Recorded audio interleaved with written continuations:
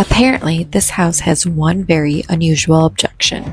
Personally, 3 weeks of ghost tour houses would not be the thing that scares me away from this house.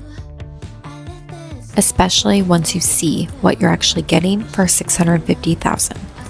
The kitchen is definitely the centerpiece of the main level. It's huge with tons of counter space and plenty of room for entertaining.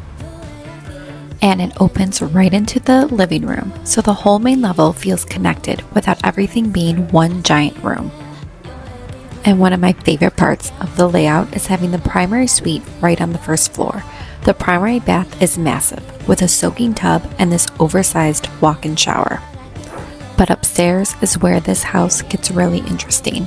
It still needs flooring, but you've got 2 additional rooms, this huge loft, plus a finished full bath, separate HVAC, and even its own laundry hookups. So you could turn this into an entirely separate living zone. So I want to know, at $650K, are you finishing the upstairs and taking this house?